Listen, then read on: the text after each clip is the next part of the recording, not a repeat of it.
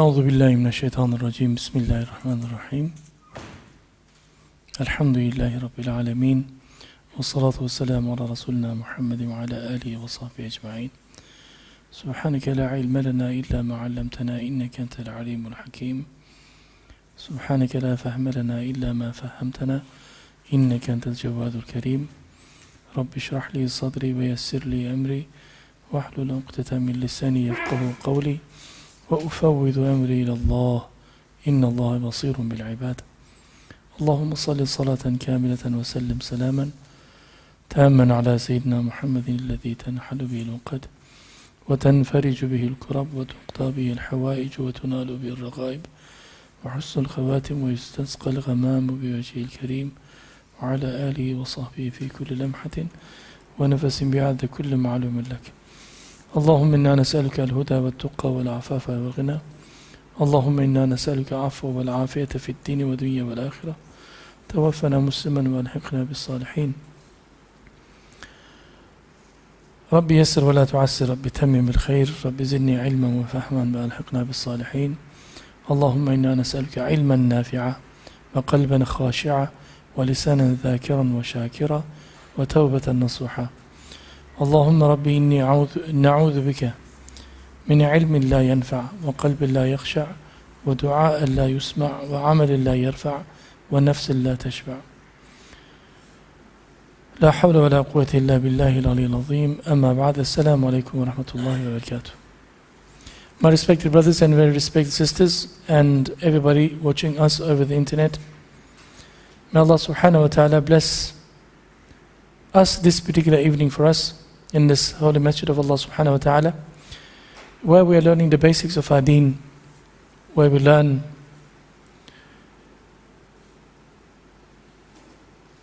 the things which will take us inshallah to the hereafter, which will help us to become better Muslims inshallah ta'ala. Ramadan is just around the corner. May Allah subhanahu wa ta'ala put barakah into our lives so that we inshallah become amongst the lucky ones who will benefit from the Ramadan's blessings inshallah ta'ala. Just around the corner. Today inshallah I want to continue and finish the counsels of 4 of Imam Ibn Hajar's Munabbihaat al-Isti yawmi al-Ma'ad. The book, the little booklet that we've been going through. I do not know how much time we will have, but inshallah, bi'idhnillah ta'ala, I want to cover the material as quickly as possible, and inshallah, I want to make some remarks in terms of Ramadan that is upcoming just before us. Some reminders for all of us inshallah ta'ala, so that we go into Ramadan with the right intention. So inshallah, if you were to look at your notes that you should have before you, I think we should read from the middle of page 48, where وعن بعض الحكماء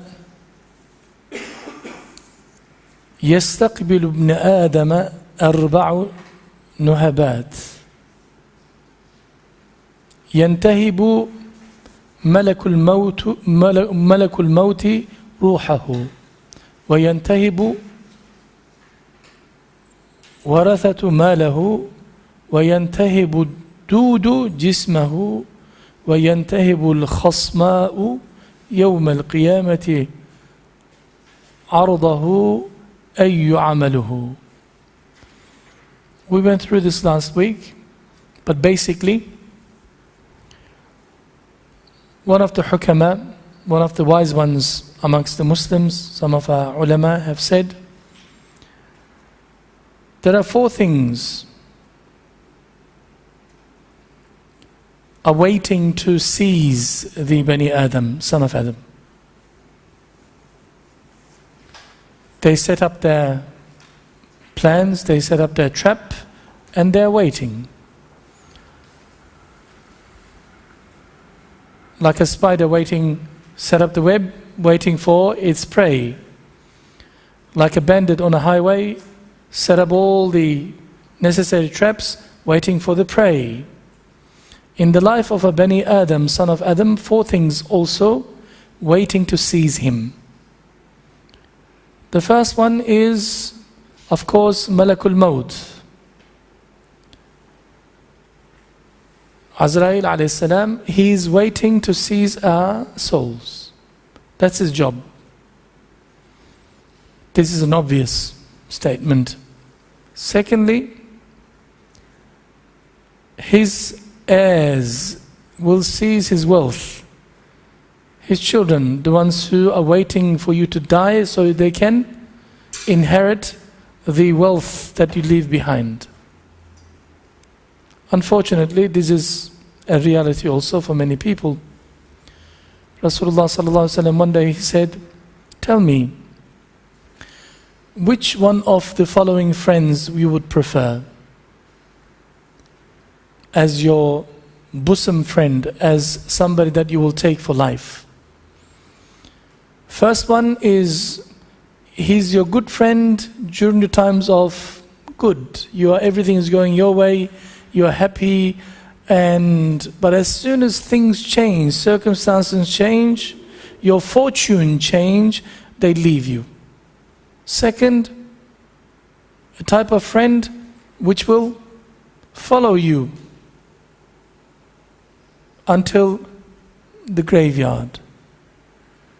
And a third type of friend is a friend which will continue after death with you, on the Day of Judgment with you, and all the way into Jannah with you. They said, of course, Ya Rasulullah, we would prefer who? The third type. Then Rasulullah sallallahu alaihi wasallam explained what these 3 were. He says, first one is when you have wealth, when you are healthy, when you are sound-minded, when you have so many friends, they enjoy your company because you pay for everything, everything is nice. As soon as something happens to you, you become sick, you are afflicted with some adversity, then those friends, good time friends, they all disappear. Because you run out of money, you are destitute now, there's no more fun with you. They just go and find somebody else. Second type, Rasulullah sallallahu alaihi wasallam says, your family and your wealth. They will follow you until your grave, until you're buried. As soon as you're buried, they cry and all, oh sorry, we can't continue our journey with you. So they come back and enjoy your wealth, and that's it. They continue with their lives. They cry for a couple of months, or maybe depending on who, and after that they forget about you. Khalas. And the third is your good deeds, a'mal al-salihah, where they will follow you into the grave. In the grave, they will help you. Your salat, your sawm, your Surah Al-Mulk that you used to read every day, your adhkar, La ilaha illallah al-Malik al-Haqq al-Mubin, the dhikr that you used to make will follow you. Which one would you prefer? They said, we prefer the last one, Ya Rasulullah. So in this particular, there are many hadith to this effect, where this particular alim, this wise man says, your heirs will follow you until where? The graveyard. And after that, that's it. They are back to normal life, and some of them start fighting over who's going to get what, and the animosities and hatred amongst brothers and relatives start. This is the fact of life. Thirdly, وَيَنْتَهِبُ الدُّودُ جِسْمَهُ, and somebody else is waiting to seize the opportunity on you, on your expense. What is it? The worms, the maggots, which will devour your jism, your body in the grave. Once everybody closes you the grave, and they bury you and they go away. After a certain period of time, what happens to our biological matter? It's been eaten by the maggots, gone, khalas. Usually when you open up the grave, what do you see? The full body? No, the skeleton. Of course we know that Allah subhanahu wa ta'ala mentions in the Quran, the shuhada, the shaheeds shall not be eaten by the earth.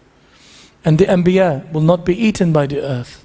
Some of the awliyaullah who are such close servants to Allah subhanahu wa ta'ala shall not be eaten by the dude, the the maggots of this earth. Allah will protect them.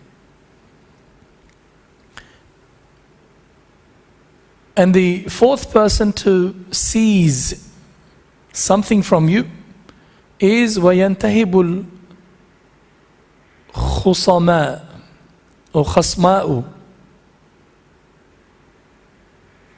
يَوْمَ الْقِيَامَةِ عَرْضَهُ أَيُّ عَمَلُهُ.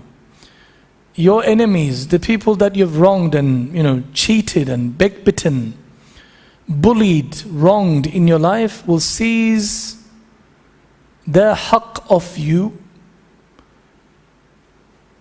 on the day of judgment by taking your honor away. How? Certain people's way, the sins and good deeds will be weighed on the day of judgment. And MashaAllah, you've got so much good deeds. This is the greatest honor on the day of judgment. Wow, Alhamdulillah. I've done so much work, I've got so much hasana. But Rasulullah sallallahu alaihi wasallam says, do you know who is the most bankrupt person? The companions, they say, Ya Rasulullah, the bankrupt person is a person who loses his capital in a business venture. Rasulullah sallallahu alaihi wasallam smiles and he says, this is the worldly life. I am talking about the hereafter.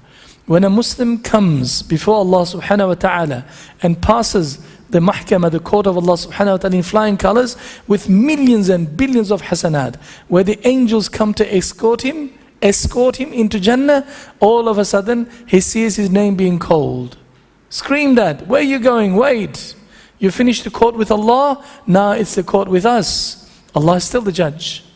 So the only medium of exchange is to take your hasanat away from you, pay with hasanat, good deeds. So one by one, everybody in line, by thousands of people in our lifetimes, they will begin to demand. How much? Until I'm in the black. Sorry, otherwise I don't forgive you. So Allah subhanahu wa ta'ala will take your good deeds and give it to this person. Your honor will be stripped off you. Can you imagine, just before you were the general before Allah subhanahu wa ta'ala, Allah gave all those stars to you, and you come to this particular mahkamah, this court case, where every single rank is stripped off you and you are laid bare completely. Not only this, when you run out of hasanat to give, then what happens is there's still more people in the line.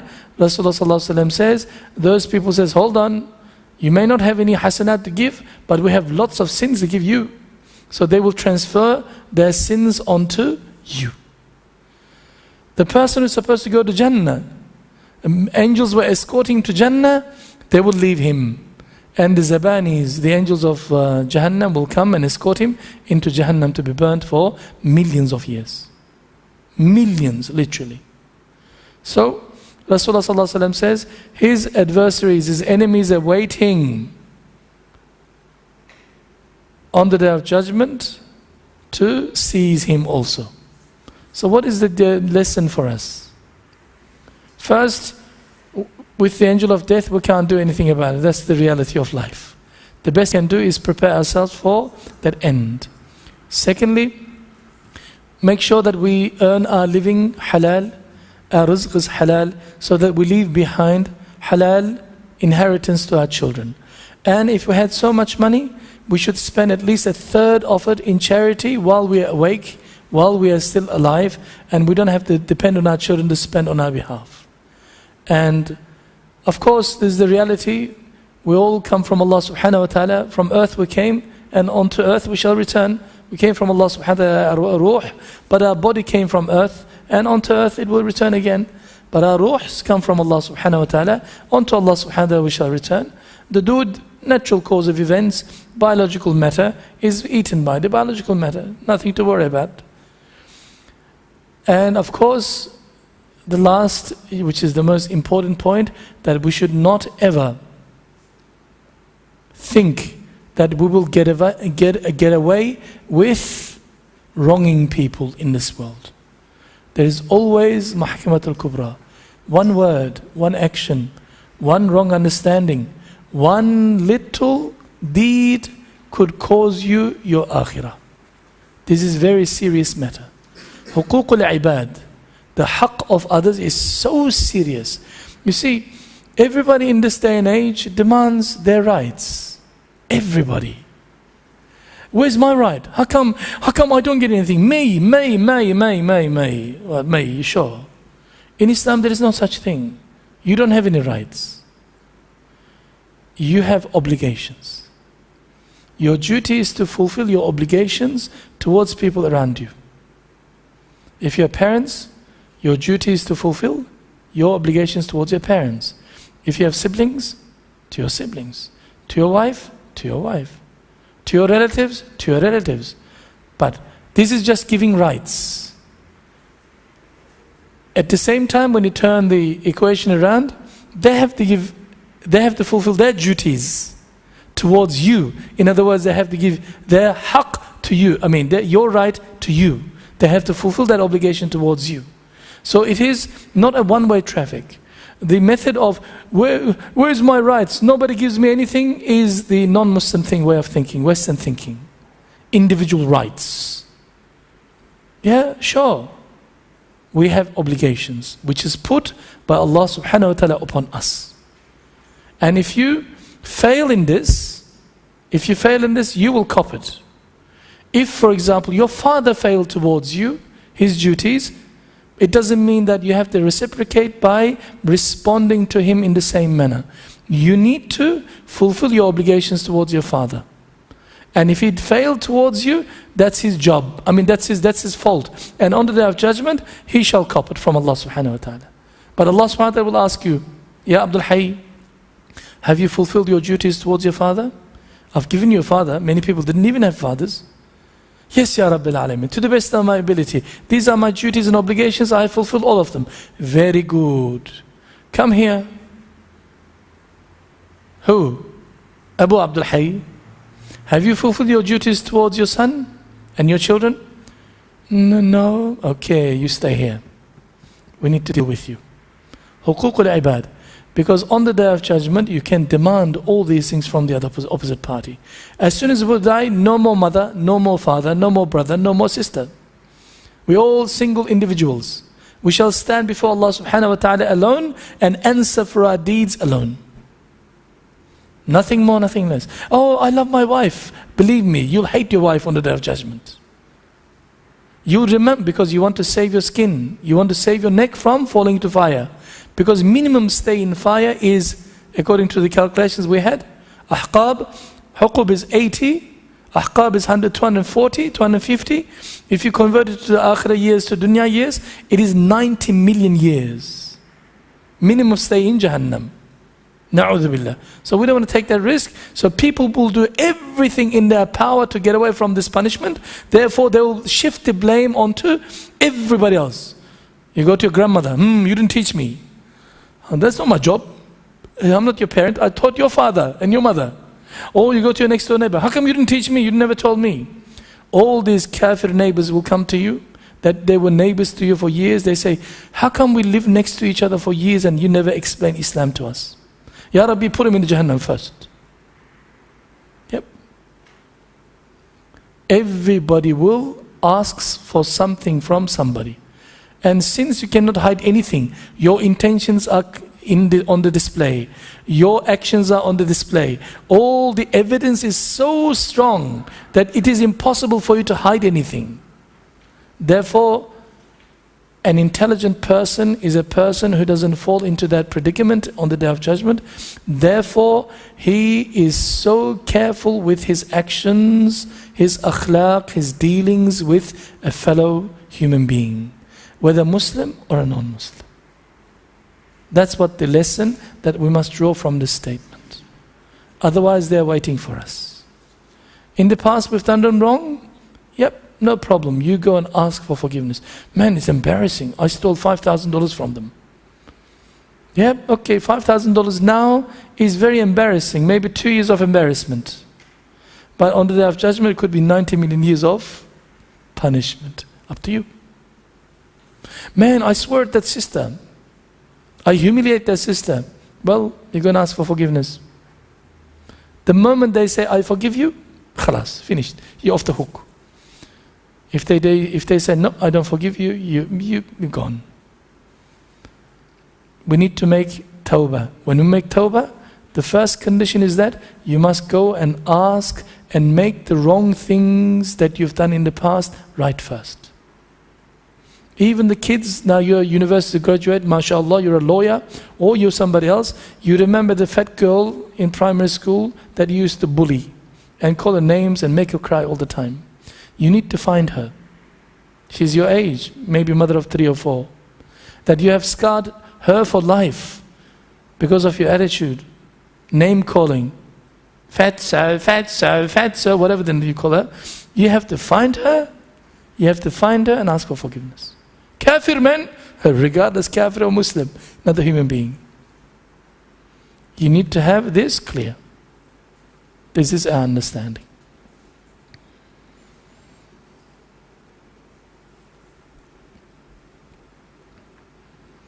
The second saying was, وعن بعض الحكماء من اشتغل بشهوات فلا بد له من النساء من اشتغل بجمع مال فلا بد له من الحرام من اشتغل بمنافع المسلمين فلا بد له من المدار من اشتغل بعبادة فلا بد له من العلم. A beautiful saying where we are told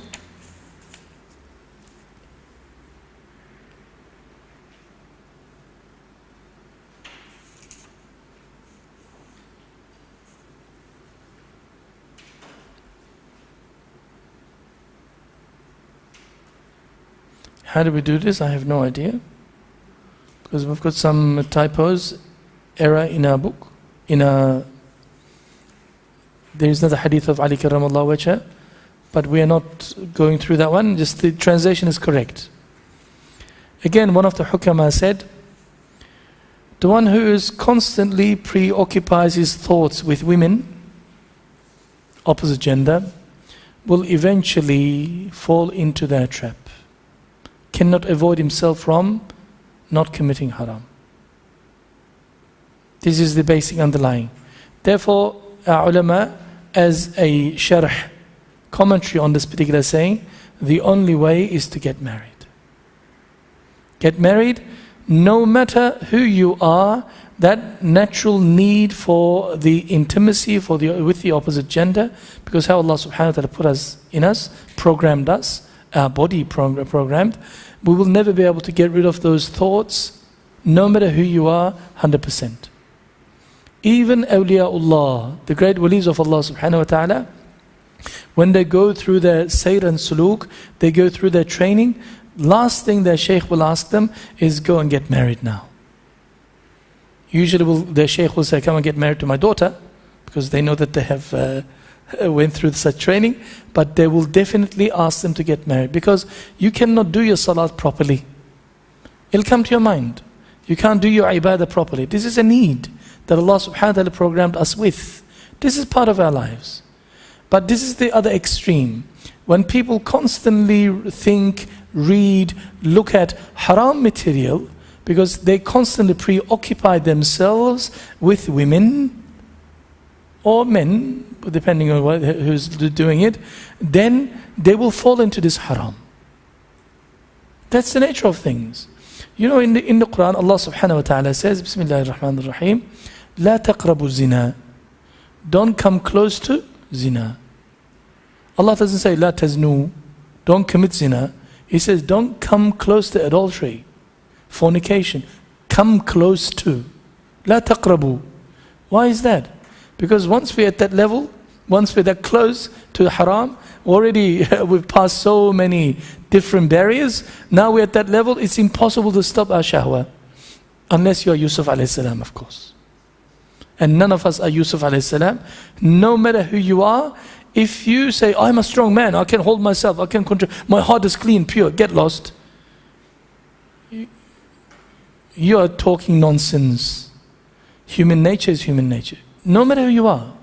Therefore, best to keep away from such thoughts in the first place. Remember what affects our hearts. Remember the 4 inlets into our hearts that we talk about, which will maintain the qalbun salim. The first one was our eyes. Not to look at haram. That affects our hearts.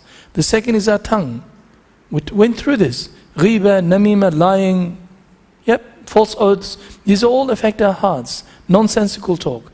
And our ears, what goes in through our ears. What we listen to. Haram, from music, haram music to haram the conversations, that affects our heart. But there was another one. That is the thought processes that goes through, that we actively pursue. So if you think of haram, doing haram things, well, that affects your heart. That really affects your heart. Therefore, if a person's thought processes are constantly on women, the opposite gender, they will fall into this trap of haram. Eventually they will try, not today, not tomorrow, but eventually they will suffer. Therefore, our mashayikh tell us, the only cure for this is for you to get married. And settle that chaos and settle that waves within you to calm it down. That tornado has to come down. Calm down.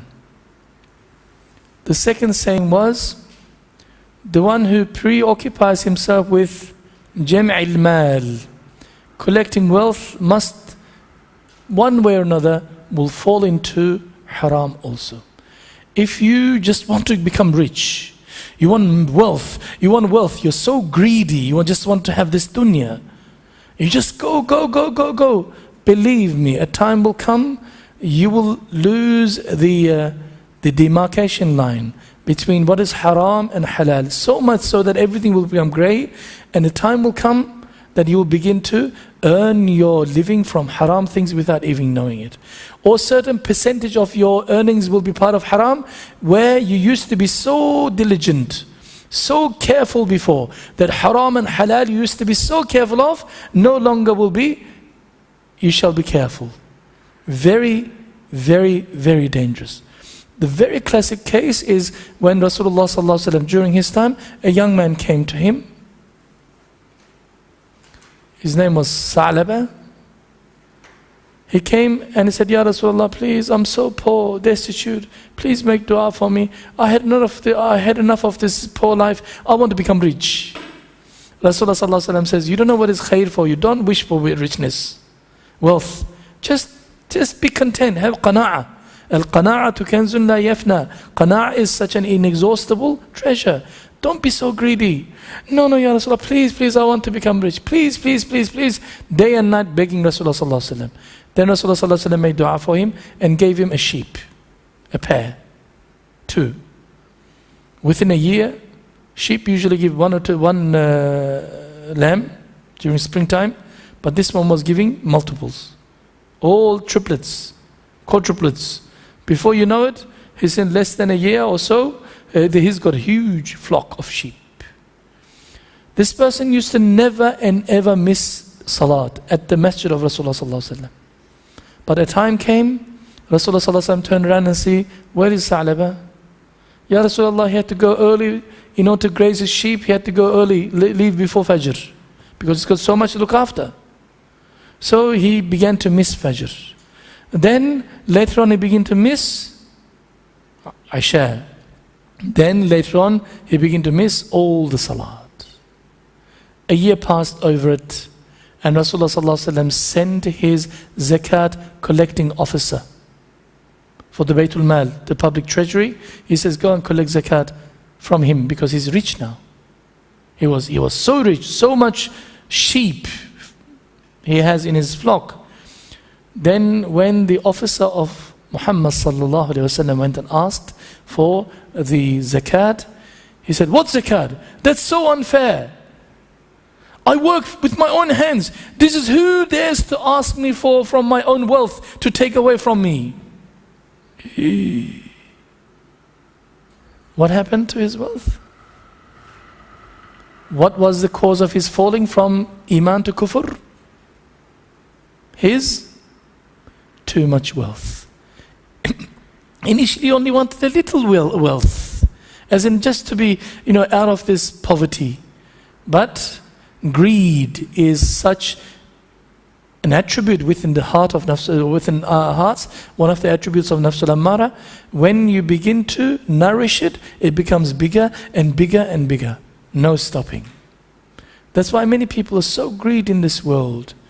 They have so much wealth. They're sitting on millions of dollars, which is enough for them in 7 lifetimes. But they're still wanting more and more and more and more. That's why in this one it is said, if a person is constantly preoccupied himself of making money and becoming rich, cannot avoid falling into harams. What is halal earning? What is haram earning? This is a lesson for us. Sometimes, yes, a Muslim should be rich, a Muslim should be powerful, Muslim should be wealthy, not a problem. This is encouraged. However, we must understand, as the owner of this wealth, we're just a trustee of Allah subhanahu wa ta'ala. We're looking after it. And we should use it in the best possible, wisest possible manner. Fully knowing that this is a gift from Allah subhanahu wa ta'ala, and it's going to be returned back to Allah subhanahu wa ta'ala, and Allah subhanahu wa ta'ala is going to question us for every single penny we have earned and every single penny we have spent. This is our law. Nothing more, nothing less. Correct? So therefore, sometimes what you wish for may not be the best thing for you. This is a warning about constantly preoccupying your mind with accumulation of wealth. You should let it go. Work for it, but if you cannot become rich by the age of 35, 40, you really work hard, 50, what else do you fight for? I know some people, I can give you so many examples, they lost their path in this area. Unless you're tested by Allah subhanahu wa ta'ala in this area, you're not a very good Muslim. Wealth is one of the main tests in life. Money changes people, they say, which is true. Money will change you. Very rarely money doesn't change. You might be tested with your family, with your wife, with your husband, with some sickness, hunger, poverty. Allah subhanahu wa ta'ala says, we shall test you constantly with ju', hunger, poverty, sometimes wealth. We do not know what is khair for us. Therefore, when you ask for something, you should always say, Ya Rabbi, please, please grant me what is khair for me, what is good, best in my best interest in this dunya and akhirah. And the third one, the one who preoccupies himself with bringing benefit to Muslims, Muslim community, must have mudarat. Mudara means skills to get along with people. Your akhlaq has to be soft-natured. You need to not to see people's faults. If you want to serve Islam, if you want to make khidmah to your deen, if you want to, because Rasulullah sallallahu alaihi wasallam says, "Khairun nas anfa'uhum lin-nas." The best of human beings, best of Muslims, is the one who is most beneficial to the others. So, serving, benefiting others is one of the greatest activities which will fetch you the highest form of hasana. But amongst this, benefiting people, the benefit that you give people, like if a person is hungry, you give him some food. If the person needs some work, you give him some work. If the person needs your assistance in something, you're going to help him. No problem. Yet these are all forms of benefit. But the ulama teach us the best form of benefit that you can give to your brother, to your fellow Muslim, is teaching him his deen. Giving him beneficial knowledge. Teaching about Allah subhanahu wa ta'ala. That he saves his akhirah. Because at the end of the day, what you helped that person with in the first place was about his dunya. You gave him some food to eat. You gave him a job. You got him married. You got him this. You got him this. You got him this. Yeah, all to do with dunya. And whatever is in dunya shall remain in dunya. But if you taught a person how to gain the good pleasure of Allah subhanahu wa ta'ala, that's the highest possible benefit. But everything comes with a package. Everything comes with its level of difficulty and the level of sacrifice that you make for your deen.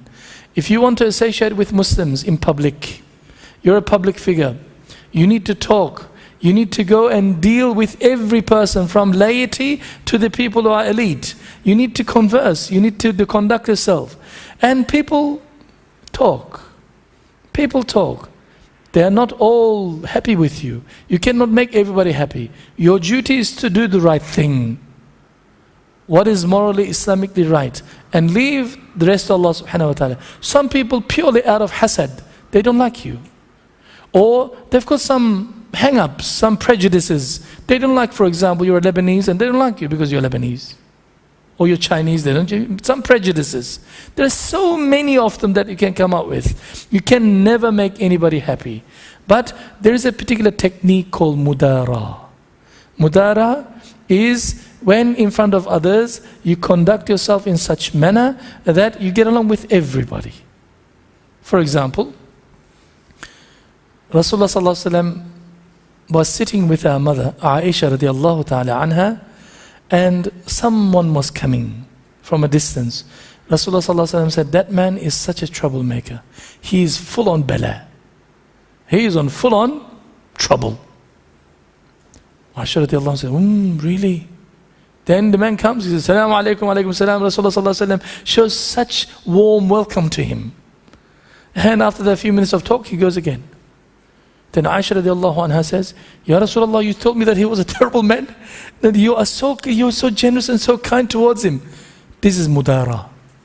Because he says, I want to protect myself from his shar. Not two-faced, but this is a particular thing that Rasulullah sallallahu alaihi wasallam teaching the deen. In that sense. Otherwise Rasulullah sallallahu alaihi wasallam doesn't hold grudges, doesn't make ghiba, this is mudara. In other words, you need to, as Muslims, sometimes you deal with a person who you know 100% that he works for the government of Egypt. He is a full-on spy. If you shake his hand, you're in trouble. If you don't shake his hand, you're in trouble also. So which one do you do? So you find a way of dealing with this person. Not in the negative sense. Or some persons hold grudges against you. And he has heard some bad things about other people about you. And this person never met you. So if you also see that the facial expression of that person towards you in that negative manner, you also hold the same grudge against that person, this is not Islam. But if you went and say, Assalamu alaikum, my name is Hisham, how are you? MashaAllah, very good. Ahlan wa sahlan, tafaddal, please take a seat, have some dinner. The guy said, wow, this person is very nice. He actually shook my hand. There's some people as that much of a simpleton.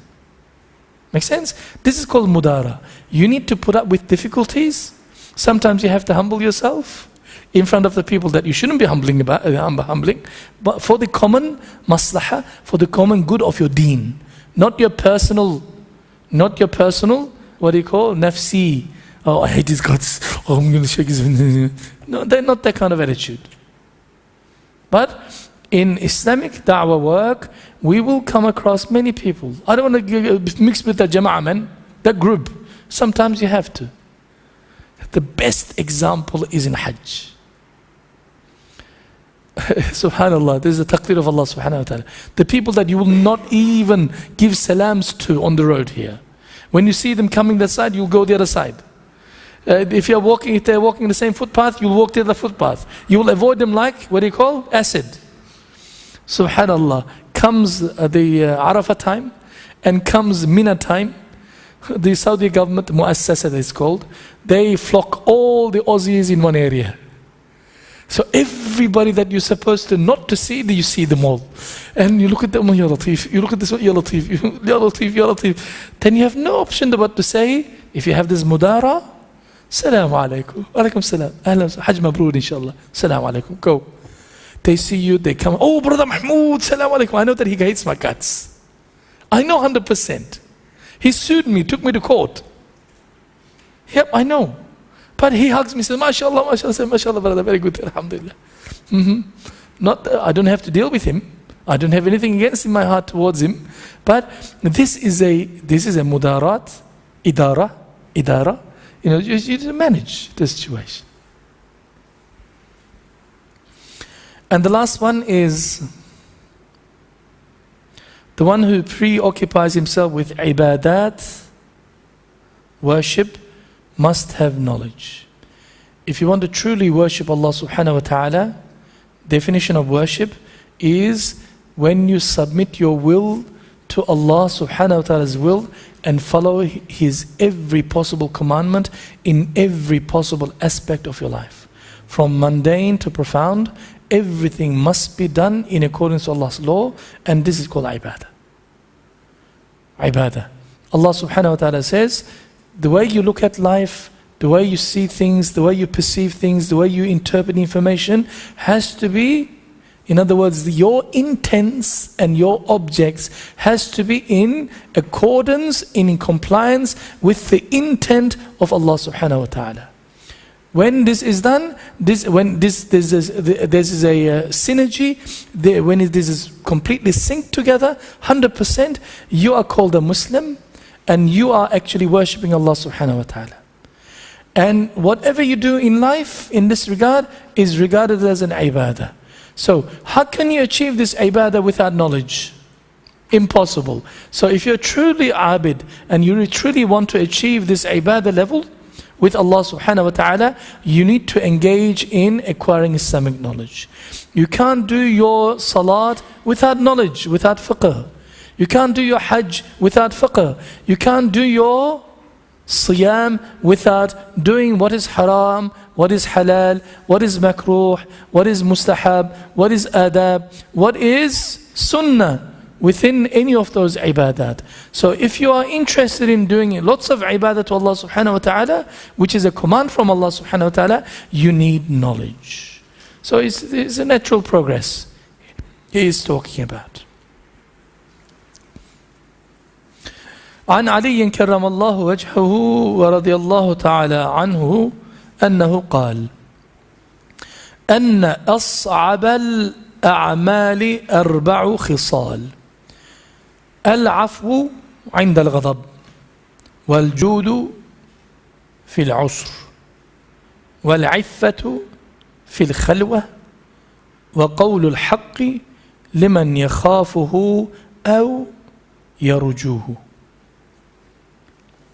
Ali karramallahu wajha, Sayyidina Ali radiyallahu ta'ala an, he says, the most difficult actions for any human being to perform are 4. We will all struggle, and majority of the time we will fail.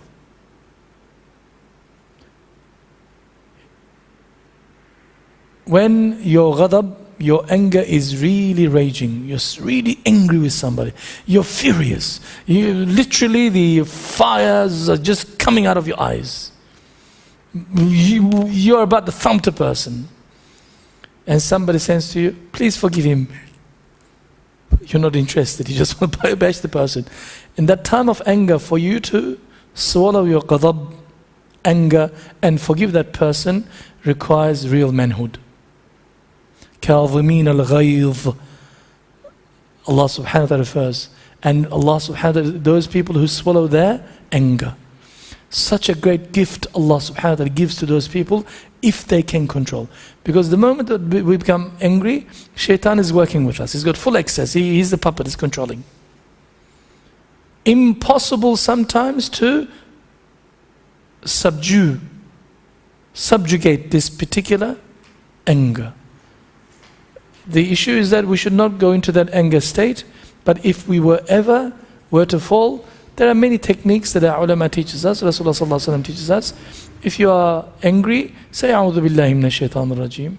If that doesn't work, go and make wudu with cold water. Okay, that doesn't work. If you are sitting down, sit down.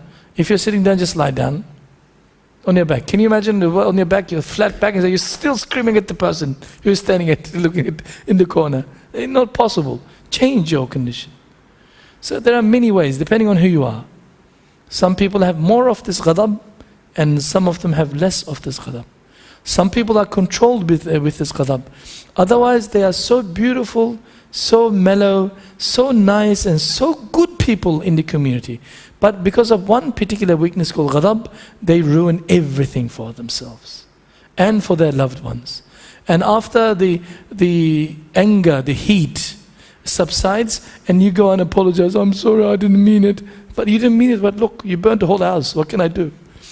You destroyed my car. Look, I don't have a car anymore.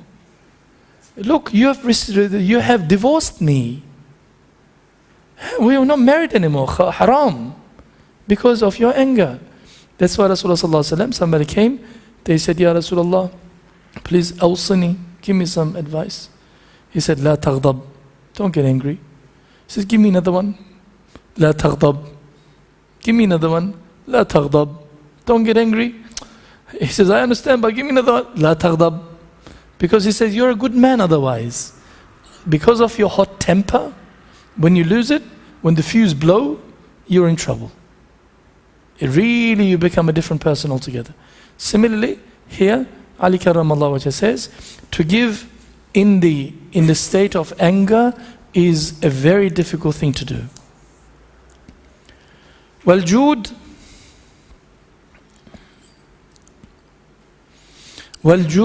في العسرة.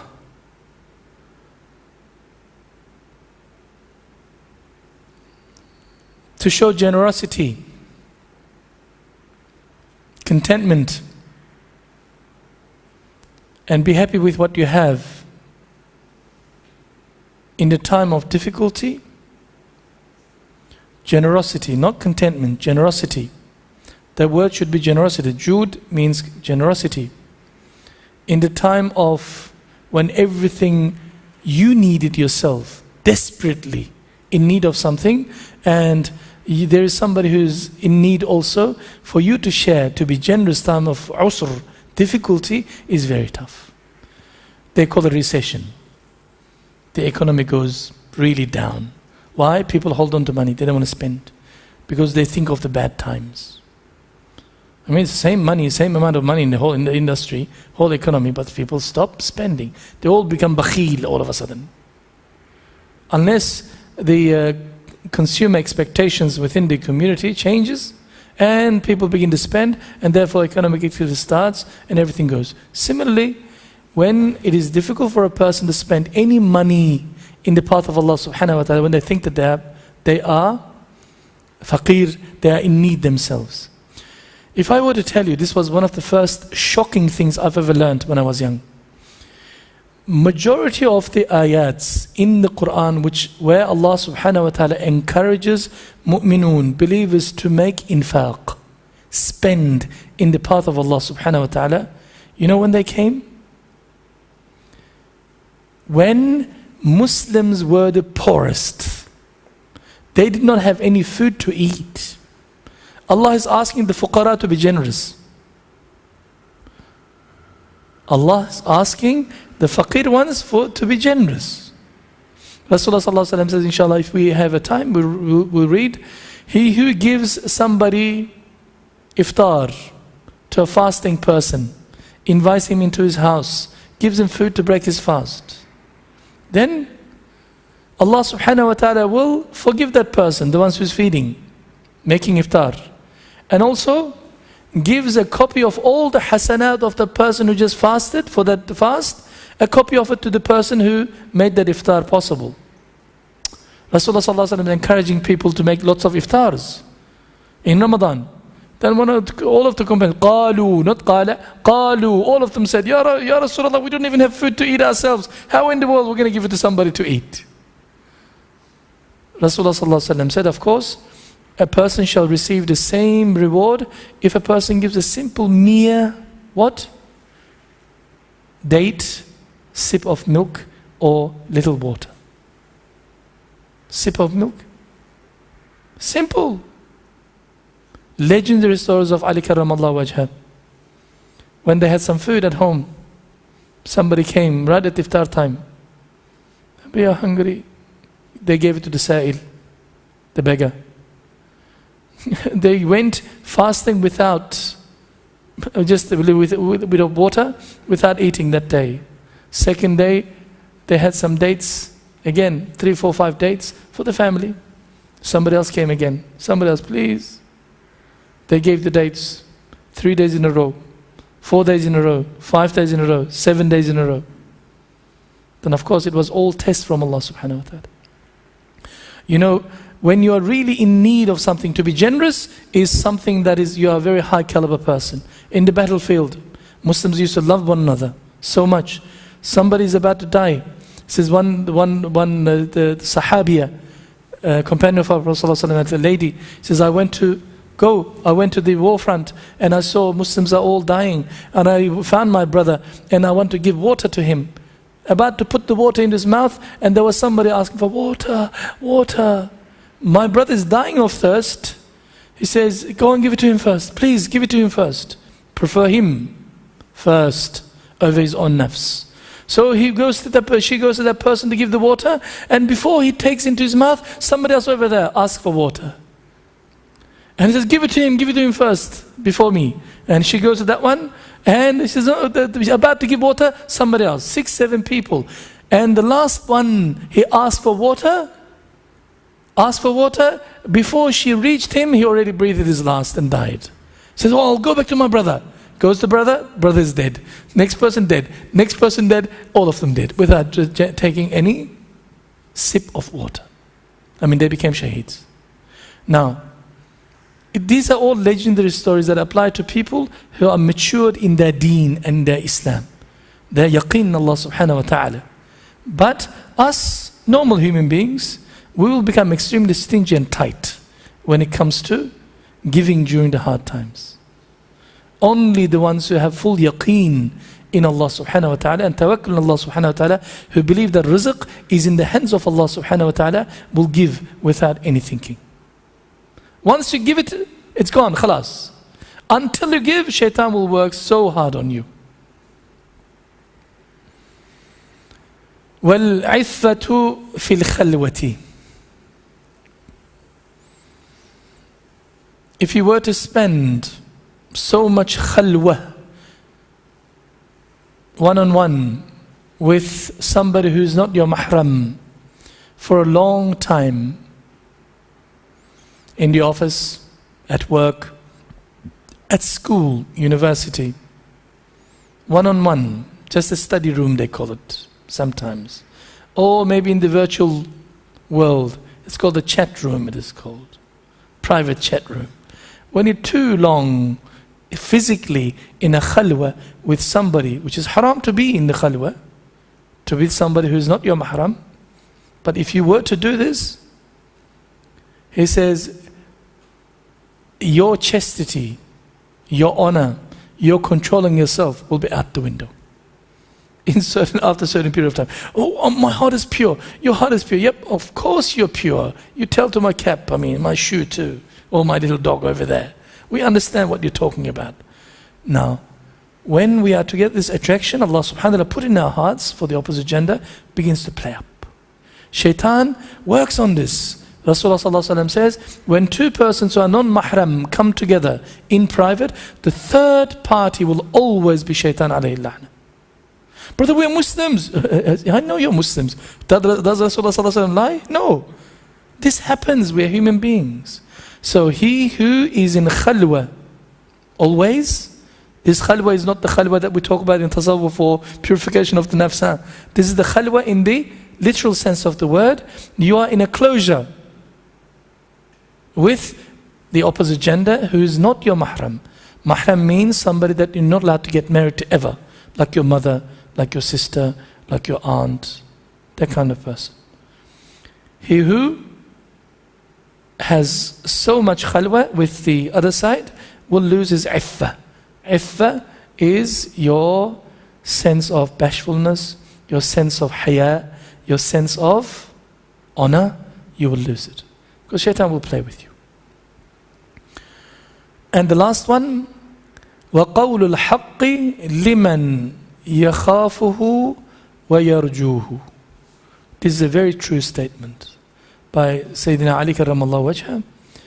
And to speaking the truth in front of someone whom one fears or from someone whom one hopes to get some benefit out of them. Like, to speak the truth should be a shi'ar, a symbol as a Muslim. To speak the truth, Rasulullah sallallahu alaihi wasallam says, عِنْدَ سُلْطَانٍ جَائِرٍ, to speak the truth in front of an unjust ruler is the greatest jihad. This requires guts. But we're not going that far. Nobody can stand up in front of a Husn Mubarak and tell him off, because they will never see the day of light again. Correct? No problem. But we're talking about certain normal, common day situations where we are caught in between two interests. We call it conflict of interest. Where if we speak the truth, we're going to lose our job, because we fear of losing our job. He's the boss. He's the guy, he's going to get upset with us, and we're going to lose our esteem in his eyes. And he's going to tell us off badly.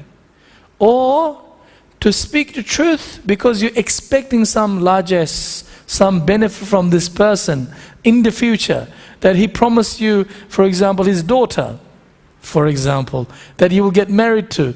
For you to speak the truth against the face of your father-in-law, and his word is the final word in everything, if you were to tell him off, he's going to say, sorry, no daughter, no marriage, tough luck.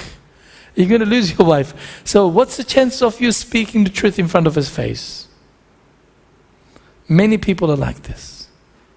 But a Muslim is a person who should speak the truth at all times, unless where the Sharia gives concession to. Where the Sharia disallows you to speak the truth. Sometimes it is haram to speak the truth. It is fard to lie. Brother Mahmud, what are you talking about? Yep.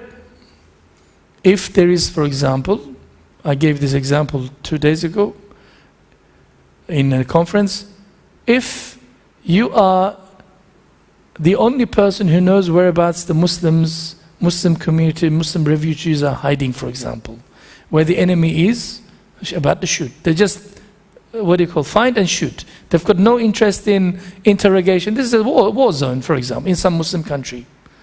And the soldiers come, where are they? And say, I'm a Muslim, alhamdulillah, I never lie, I tell the haqq. And actually they're in the bunker over there. If you go and do this, you have committed murder of all those people. And it is haram for you to tell the truth. You have to tell the lie. Okay? In other words, our ulama put this in a very beautiful, eloquent manner. They say, what you must speak, what you speak must be the truth. But you don't have the right to speak the truth at all times. You don't have the right to speak the truth at all times.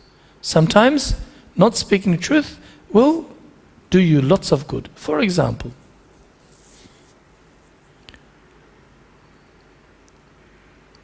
if a person's cat, beloved cat, is dead, and that person loves that cat so much that he's so attached to that cat, if you tell him that your cat is dead, that person is going to have a heart attack and die, definitely. It happened in the past. One little broken toe of the cat caused them to go to hospital.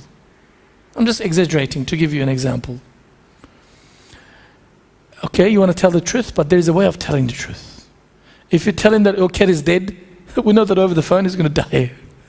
So what do we have to do? Your little pussy cat, Chun Chun, was chasing some birds on the roof. Yeah? Really? Oh, that's my cat. Active, very good. Then, he just lost his balance a little bit. He wasn't feeling very good maybe. And, what? In other words, slowly you prepare the person until you tell the truth. Sometimes telling the truth straight off can cause damage, harm to that person. Okay, just sabr. It requires lots of tact. Lots of tact. Sometimes certain lies are not haram to tell also. Permissible, absolutely, especially between husband and wife. What do you mean, brother? You're asking us to lie to our wives? No, for example, she says, oh, looks at the husband's face. Every year you look more handsome. As you grow older, you look more handsome. And the husband says, oh, mashallah, you are exactly the same day that I get married to you at the age of 17. You never grow one day older than 17. She's 65. She's 65. These types of, what do you call? Oh, bring your, did you put any sugar in my tea? No. I forgot the sugar. Oh, don't worry about the tea, the sugar. Come. Put a little finger, just touch a little bit in this one. It'll be all sweet. That's the biggest lie. But these lies are permissible in Islam between husband and wife. Not cheating lies, not other lies. Okay? Just to make her sometimes happy. Ulama, for example, they say, she comes every morning to you. Where's my Porsche? Where's my Porsche? I only earn $600 a week. She wants a Porsche.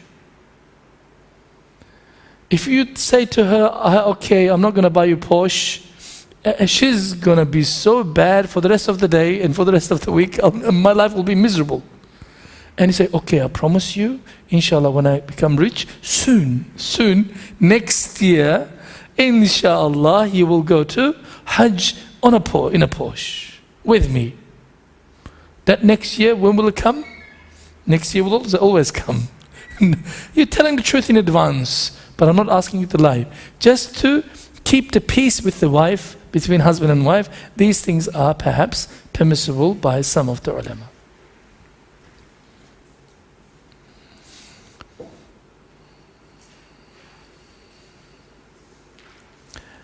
There is a saying from the Zabur. وفي الزبور أوحى الله تعالى إلى داود عليه السلام أن العاقل الحكيم لا يخلو من 4 ساعة وساعة فيها يناجي ربه وساعة فيها يحاسب نفسه وساعة فيها يمشي فيها إلى إخوانه الذين يخبرونه بعيوبه وساعة فيها يخلي بين نفسي وبين لذاتها الحلال. A beautiful saying where we are told intelligent people will always divide their times to 4, day to 4. Intelligent people, smart people. They will always, sa'atun, an hour. Sa'a does not mean one particular hour. It could be, a portion of the day. فيها يناجي ربه. A time where he puts his hand up and makes dua to Allah subhanahu wa ta'ala. It's ibadah time. Him and Allah subhanahu wa ta'ala. Tahajjud, daily salat. In other words, in your daily 24 hours, you must have that munajat, that dua time to Allah subhanahu wa ta'ala, that ibadah time to Allah subhanahu wa ta'ala. This is what an intelligent Muslim does. There is not a single intelligent Muslim who does not have a portion, private portion, of their 24 hours except in the ubudi of Allah subhanahu wa ta'ala. Ibadah, personal ibadah, ritual ibadah, dua, lots, established. There is not a salih Muslim on the face of earth who does not pray tahajjud every night. If you think that you are such a mujahid, you work for Islam, you will die for Islam, if there is no tahajjud in your life, you are an imposter, charlatan, you have nifaq in your heart, you're just kidding yourself. Simple as this. Secondly, وَسَاعَةٌ فِيهَا يُحَاسِبُ نَفْسَهُ. At the end of the day, before you go to sleep, there is a pen and paper in your hand, the lists of sins that you committed during the day, major or minor. You remember them, you call them. You recall them and you go through with them. And if there is tawbah need to be done, you make 2 rakats of salat, tahiyyatul wudu, just before you go to sleep. And you can, inshallah, pray 2 rakats of salatul tawbah and ask Allah subhanahu wa ta'ala for forgiveness for the shortcomings, the sins that you committed during the day against him or against anybody. You ask for forgiveness from Allah subhanahu wa ta'ala. وَسَاعَةٌ يَمْشِي فِيهَا إِلَىٰ إِخْوَانِهِ الَّذِينَ يُخْبِرُونَهُ بِعُيُوبِهِ. And 1 sa'a, a time, a portion during the day where he makes ziyarah to his friends, his ikhwan, his brothers, Muslim brothers. What kind of Muslim brothers? Immediately it is qualified in the Zabur. Who are these Muslim brothers? His ikhwan. They have one qualification. Those brothers who tell you your shortcomings and they try to correct you. They say, brother, this is not the way you go. You are lacking this, you must do this. What doing is haram. They don't encourage you to do ma'asiyah, sins, but they are encouraging you and tell you your mistakes, and they give you nasihah, daily nasihah. True friends, no matter how much it hurts, no matter how bitter it is, they speak the truth to your face for your own benefit. And these are your true brothers. Not the brothers that says, come on, let's go out to Melbourne Central. We gawk at certain stuff and do some fishing. Yeah, sure, you can do it as much as you want. And these are not your true friends. Yeah, these are your friends, but the true friends are the ones who remind you of Allah subhanahu wa ta'ala, your duties towards Allah subhanahu wa ta'ala, and your obligations towards yourself and Allah subhanahu wa ta'ala and others. They remind you of your deen. True friends. And that's why Rasulullah sallallahu alaihi wasallam, it is reported to have said that Rasulullah sallallahu alaihi wasallam said, "La rahata fi dunya." There is no comfort, long-lasting comfort, happiness in this world. Impossible. It's only temporary. Just except, he says, in this dunya you'll find raha, comfort in 3 things. One is tilawatul Quran. When you understand the Quran, when you read with proper tajweed, and that magic works on you, that miracle of Quran works on your heart. Amazing. It purifies your inner. The more soul food, it just gives you that light. Amazing, it works on you. Secondly, Rasulullah sallallahu alaihi wasallam says, raha, comfort is in what? In dhikru rahman, remembrance of Allah subhanahu wa ta'ala. 2 things, because Allah subhanahu wa ta'ala says in the Quran, أَلَا بِذِكْرِ اللَّهِ لَتَطْمَئِنُّ الْقُلُوبِ.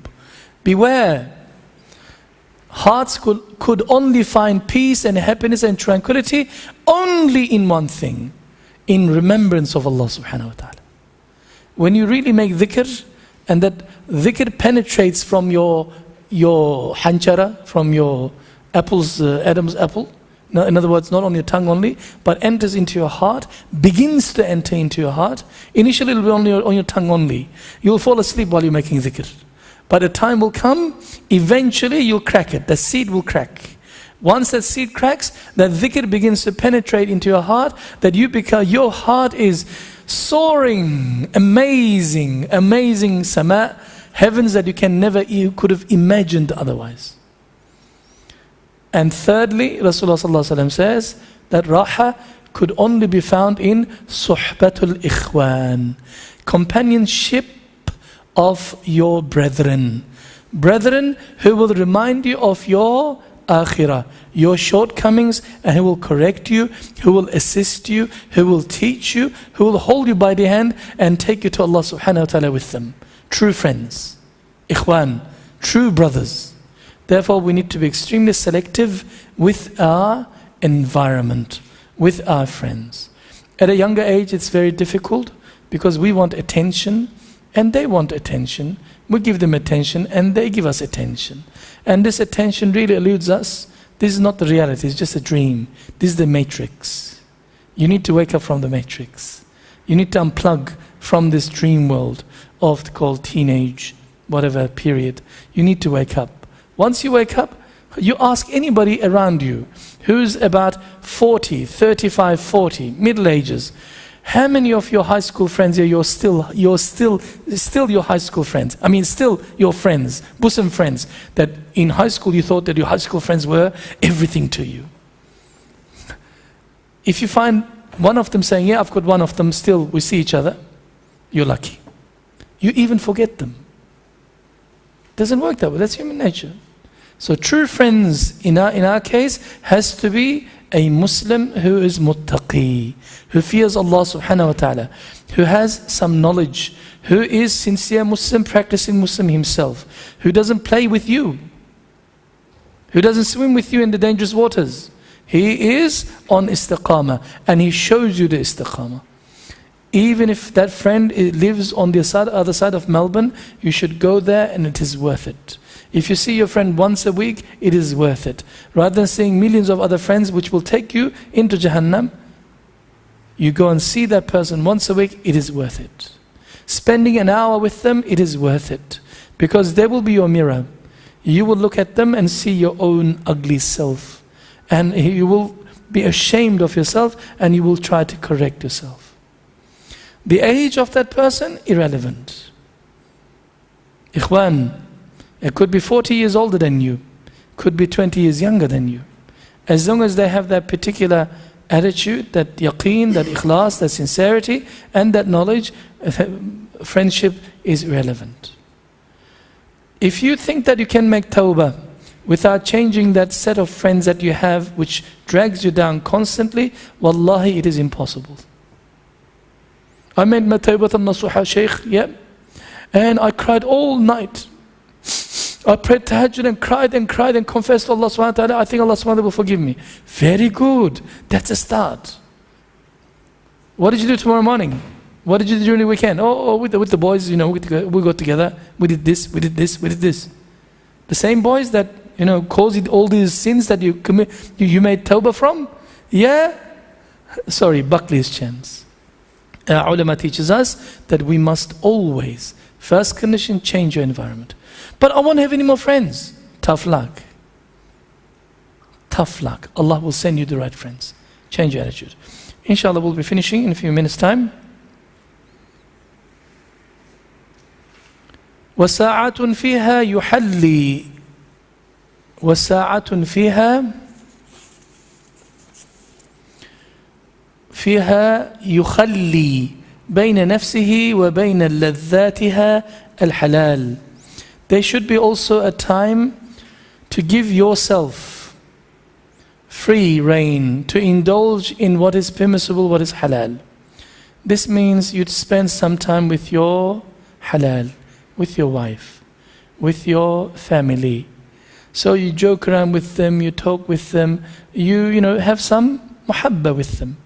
It is permissible. A Muslim is not a person who's wife said haram, haram. Children said haram, everything haram. There's no halal in Islam. This is absolutely halal. Enjoy yourself. One of the fascinating persons that I know is, there is one Qadi Shuraykh, rahimahullah. He was the toughest judge in the Supreme Court of Islam in Baghdad. Toughest. When he's in his court, whoa, he's the most serious sheikh. He is amazing, never smiles because he's the judge. He wants to look serious. His wife and children talk about him, says, him? Whoa! As soon as he walks, he says, his imama is on one side, jubba is on the other side. He's jumping up and down with the children, he's playing with the children, but as soon as he's about to walk out, he puts on, go out again. His private time with his halal, ahl, is his time. As long as you don't indulge in haram things, it is halal. To talk with your wife, spend hours of talking with your, actually not talking, listening to her talk. Listening to her talk, according to Hanafi school, you know that it is mubah and actually an act of ibadah. To listen to her, sorry boys, nonsense, it's halal. It's good. Yeah? As long as you don't indulge in ghiba or namim or haram. Simple as this. Yep. I'm spending time with my wife, man. What's wrong? Man, are you a woman? Come out. We're going out. Man, I'm doing something halal. What you're asking me is not very halal. So I want to spend some time with my family. Halal. Alhamdulillah. Because if you go outside and spend time with non-halal, ladhat, pleasures of non-halal, you get haram, you get sin. So you spend some ladhat, some pleasures, get some pleasures from your ahl, your halal. This is ibadah in Islam. Simple. Finally, the last sentence. عن بعض الحكماء جميع العبادات من العبودية أربعة الوفاء بالعهود والمحافظة بالحدود والصبر على المفقود والرضا بالموجود. Subhanallah. Beautiful rhyming statement. One of the wise Muslims amongst the ulama said, the whole of ibadah, worship, is in 4 things. Under 4 things. What are they?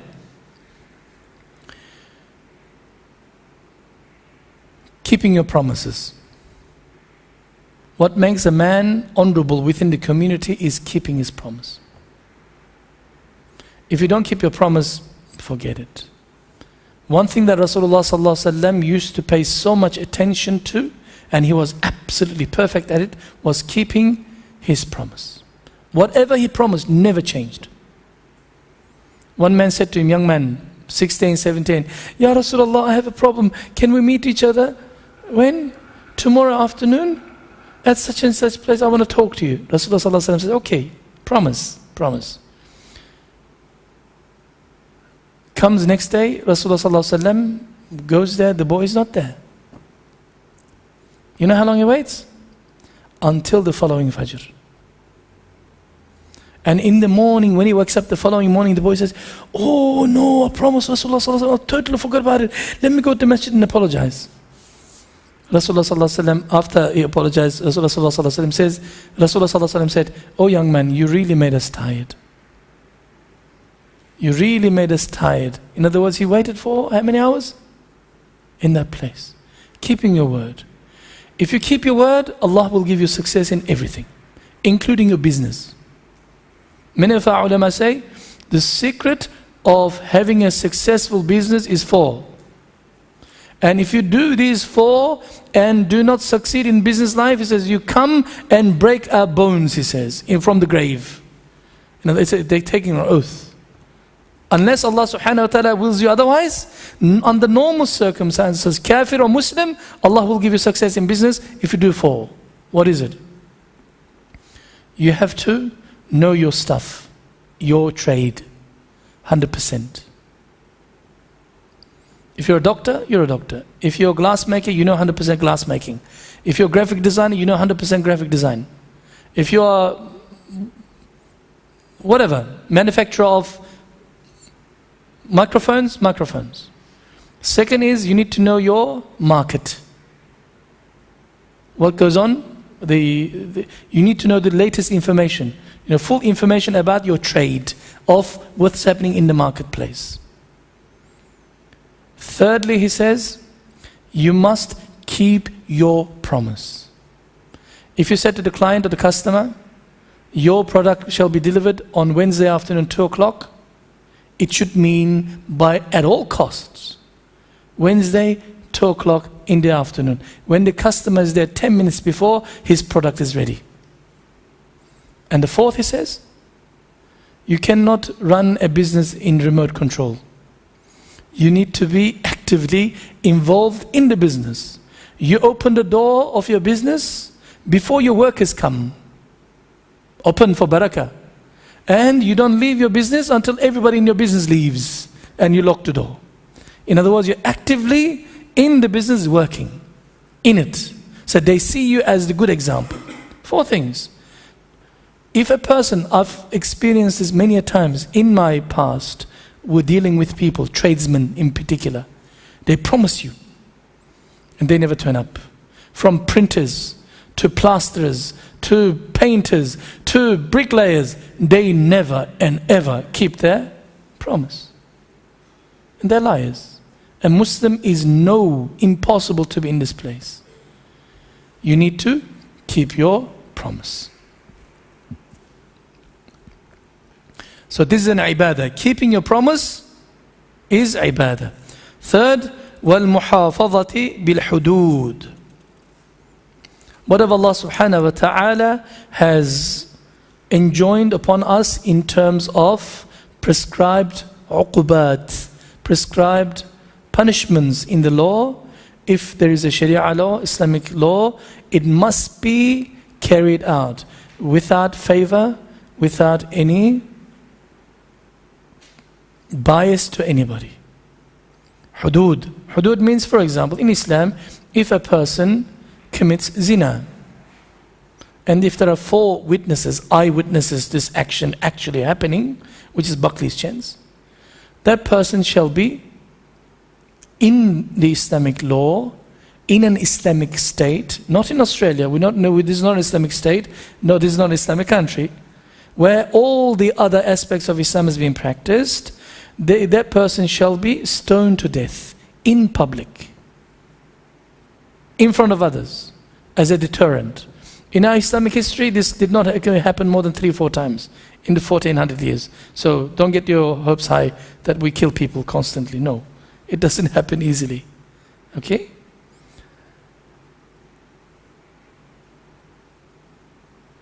If the person during the time of Arabs, old Arabs, before time of Islam, Jahiliyyah, if somebody did something wrong, for example, did something really bad, if they are from a noble family, an elite family, they will come to talk to the judge. You know, you have to be lenient, you have to cover this is sharaf of our family, this is, and therefore they'll forget about this. But if somebody from the lower class, the untouchables, if they were to do something wrong, even small, they will be mutilated, killed and punished in front of others. The same system continues, don't worry. The guy who can afford the best lawyers in the country pays the less the tax. He makes more money than everybody put together. And the little guy, he pays his last tax, and if he forgets to lodge his tax return properly, they sue him into the court case. Yep, that's how it is. If the hudud applied, if the laws of Allah subhanahu wa ta'ala properly applied, this will not happen. One of the qadi, again, sitting in during the time of Ali karramallahu wajha, Ali karramallahu wajha sees one of his swords and one of his shields on the back of a Jewish donkey, Jewish rider's donkey. He says, hey, he says, that's mine. He said, no, that's mine. That's mine. No, that's mine. That's mine, that's mine. He says, it's stolen, it's gone. He said, no, that's mine, I bought it. They end up going into the court. After listening to the evidence of both sides, one is the Ali Karramallahu, Khalifa. He is the head of the state, president of the country. The other one is a Jew who lives as a minority in the country. And guess what the judge, Muslim judge, judges? He says, Ya Ali, you don't have evidence. There is lack of evidence. So I'm ruling in favor of this person. This belongs to him. You know what happens to the Jew? He says, I never thought, I heard about legendary adala, justice system of Islam, but I never thought this could have been this much. Here I am, it's nobody. And here I am being sitting in the same level as the head of the state, and his appointed judge is finding the head of the state guilty and letting me go. He says, this belongs to you. He says, they got it from somewhere when you dropped it from your horse or from somewhere, and I got it as being using it. He says, this belongs to you. And according to some narrations, he becomes a Muslim. When you keep the hudud, when you give the justice intact, okay, then everything will be fine. If not, if the justice goes, no ibadah. Because the highest form of ibadah is also for an adil sultan to be adil. It's also an ibadah. Third, being patient over loss of any kind. And being content, last one, being content with whatever is in one's possession. What is meant to be yours. You lost your wallet, gone, khalas, finished. Your wedding watch, gone, khalas, finished. Stop crying over it. You don't stop stressing over it. Gone. If it was halal, it'll come back to you. I tell you what, there is plenty of stories I can tell you. One brother gave me one watch about 8 years ago in i'tikaf as a gift. He took it from his hand. I really love that brother. He says, my gift to you. And I kept that as a sentimental watch. It's not a very expensive watch, but a good watch. You know how many times that watch been lost? I can tell you 100 times. But somehow it finds me and comes back to my arm. It comes back to my arm. When somebody says, oh, you lost your watch, I'm looking for my watch. He says, oh, gone. He says, don't worry about it. I said, no, that watch will come back to me. True enough, after a couple of days, a week later, it still come back to me. Until we went to overseas the other day, and it just ripped from my arm and into the water, into the river. It was impossible to catch. Although I made dua for it to come back to me, but it didn't come back to me. What can I do? So what do I have to do? Sabr. Don't cry over your loss. It's gone. This is هذه الحياة الدنيا. Everything is a temporary life. Maybe the life of the watch was finished. The dhikr of that watch is finished. The ibadah of that watch is finished. It's gone. Khalas. Stop crying over spilled milk. But sometimes, and stop hankering after the property and wealth of others. You must exercise qana'ah and contentment, as we are told. Al-qana'atu kanzun la yafna. This also concludes a session of counsels in 4 of our book. Inshallah, after Ramadan, when we get together, we will inshallah start on the counsels of 5. We will make the announcement. If your name is not on the SMS list, please give your telephone number to Brother Hakan with your name, so that when the time of announcement comes, when the class starts, we will inshallah inform you. Jazakumullahu khair jaza. If you have any questions, you can ask. Otherwise, I'm getting some indications from the back that the pizzas are getting cold.